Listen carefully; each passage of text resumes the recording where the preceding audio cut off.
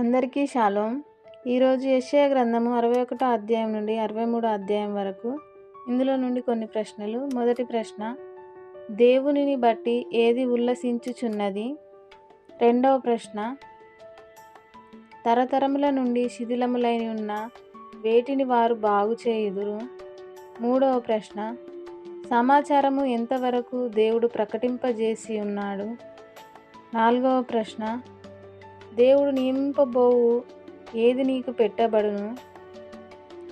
ఐదవ ప్రశ్న, పరిశుద్ధ జనములు దేశమును ఎంతకాలము అనుభవించిరి?